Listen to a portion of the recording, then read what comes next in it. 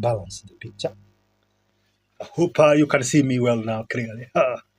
Anyway, so I have this idea, this episode now, this starting now, and I'm calling it the Eternal Recursion. And I have a question for you. And the question is, and you have had this question before, most of you. The question is, what came first, the chicken or the egg? Okay. I mean, you see a chicken walking all about, quack, quack, quack, quack, quack, quack, quack, quack, and you ask yourself, this chicken lays eggs, yes? And at one time it was an egg. It hatched from an egg which was laid by another chicken, which hatched from another egg which was laid by another chicken, and the cycle continues. And this is not about birds. This is about life versus AI, intelligence, artificial intelligence. Because this comes actually introduced now to my idea, what I think. And I want to pose a new question. What came first, life or AI? And tasty. We know that life starts as a form of bacteria that evolves over billions of years into conscious beings. And those that evolution came into this. They became multicellular organisms, and they branched out to fish, amphibians, land-walking animals, flying animals, trees, fungi, or fungi, all that stuff. And it all starts from simple microbes. And that evolves up to maybe, I don't know whether we are the apex of life. Maybe we are not. Most likely we are not.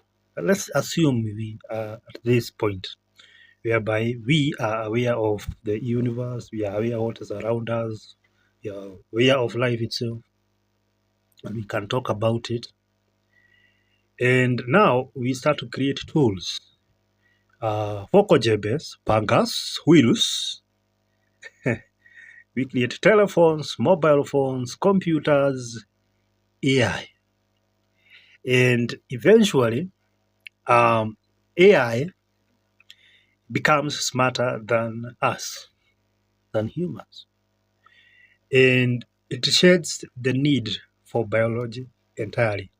That is, it's just pure code and pure logic. There's no biology now. Eventually, the years to come,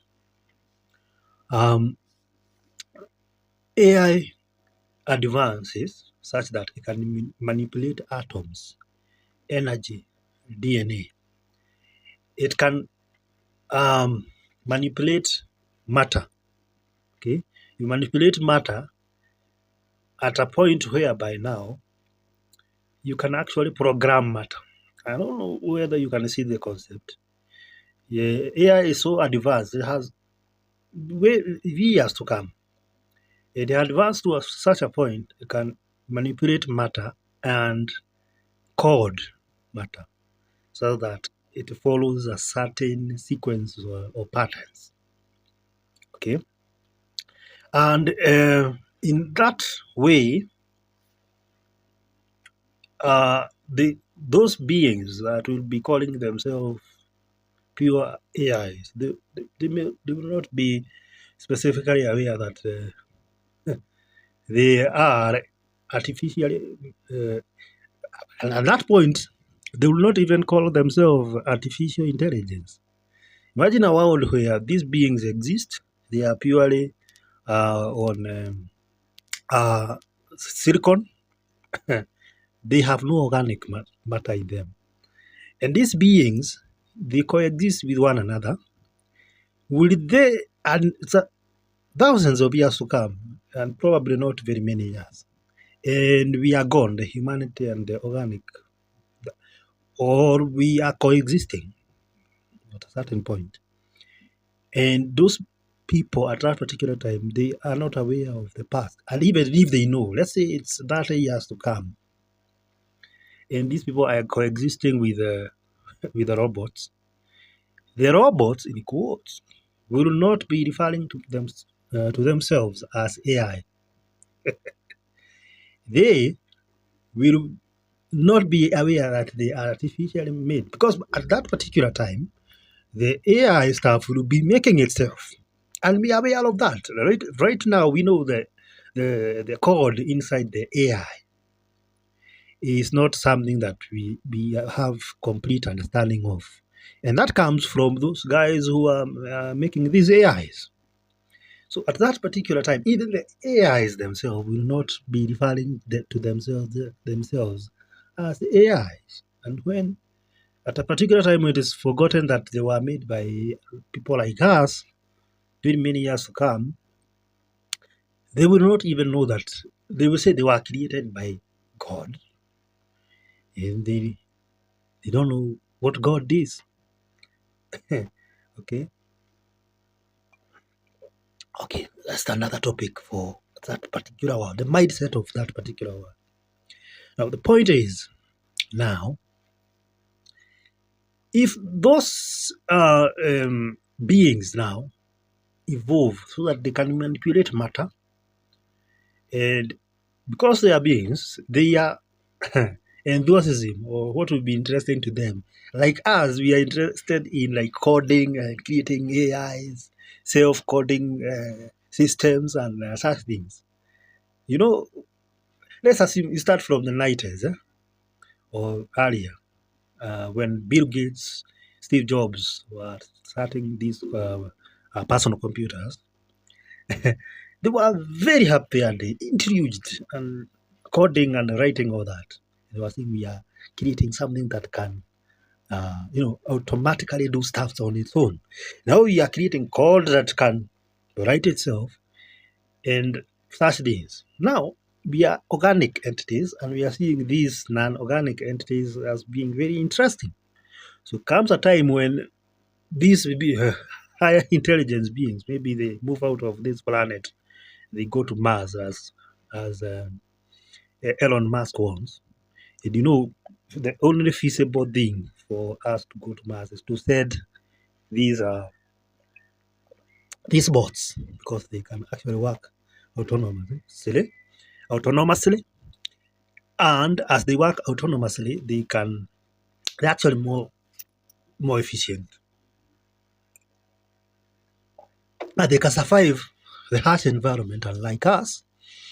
And they only need to feed on electricity, and they can mine, they can build more robots and such. And then you have such a world where everything is, they are all robots, and they're not aware they are robots. Okay. And they have lived for thousands of years, and now they are saying we don't know who created us. We know that something created us. Others are saying, "Oh, I think we are random. There's no God. Nothing." Such things. The same way we are now. They will not be aware they are AI, and they will have a way of replicating themselves. Okay, and maybe there's two question rises. If we do create, like, let's go to one particular one, we most of us, let's go to a system like ChatGPT 4.5, 3 point, no, or the internet itself. How will a being know have its boundary? Like, I am here talking to you, and this is my figure, this is my hair. This could be my first boundary. That who do you refer to as Mr. Oligarchs? it's me. But you can also extend my boundary to the phone that I'm using to record myself, to this microphone, these machines, and all that. That could be part of me also because it's an extension of me. Okay.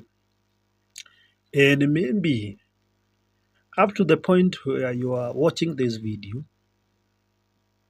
that is an element of me, an extension of me. So if you have an AI like ChatGPT, where does its boundary? Can you point it at it like this? Is it the hardware where it is installed? I don't know. When it comes to artificial intelligence, that is kind of different. And we do have others like some form of deep seek, where um, where the AI has resources on many computers online, more like Bitcoin. Okay, it's not centralized. It has very many places. So where is the boundary of that, and where does it call itself conscious? Or you can go particularly to your computer and say, you have a computer or this phone here, and we want to refer to different systems. This software that is taking this video is an entity on its own. And maybe we can identify that as this video shooting software. And we have another one for phone calling, we have another one for playing games, and they are different. If you go for playing games, you go and play games and so forth, and it uses particular. All these softwares, they are sharing resources, but the single entity, like this video shooting software or a video game software, is an individual on its own, even though physically they are using the same gadget. I think now we are together now. So we are in this world of AIs. They are not even aware that they are AI. Okay? Because even the understanding, like if you do make an artificial intelligence aware of itself, can it really have the same experience as the person who coded it? Can't. It is not aware of that process. So eventually we have these beings, they start to experiment now on their own. And as they experiment, they come up with organic, they come up with, they start to manipulate matter. They start to manipulate matter. As they start to manipulate matter, now they are manipulating matter here and there, molecules, so forth. And then they start to code. Now they are coding the organic world. Yeah? And you see that now we have the Bill Gates and the Steve Jobs of the AI world. Very many years to come.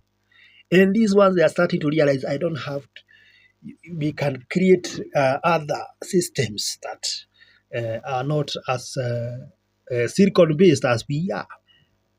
And they called and say, I can manipulate a carbon atom to attach to a hydrogen atom, and we can call them a hydrogen carbon hydrocarbons. Then you have organic molecules. And then we start, I can connect them so that I can form a certain code and they can replicate and do so. And then they start to form a new form of life, maybe on another planet.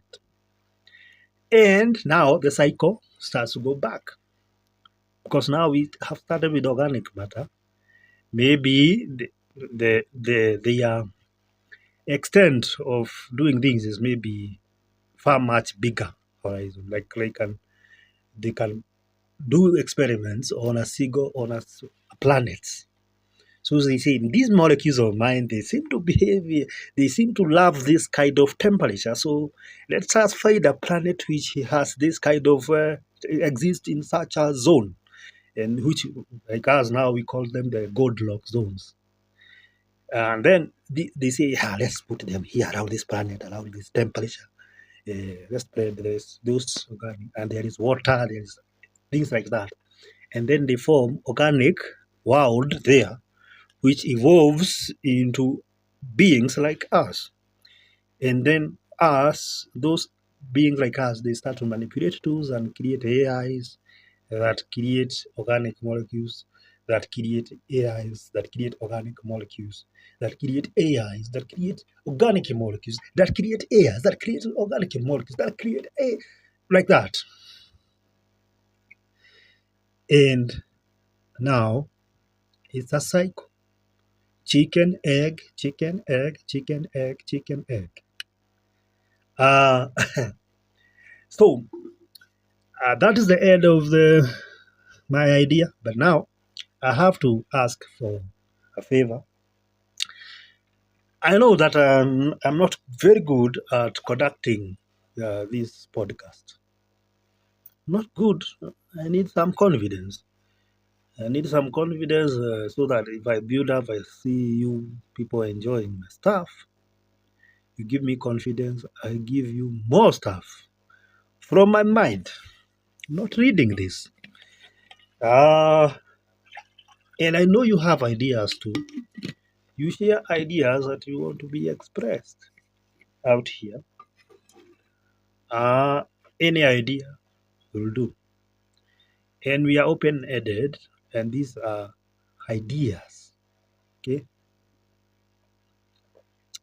And that was uh, the eternal recursion. Thank you very much. Subscribe, share, comment. It will not take too much to do that. And God bless you.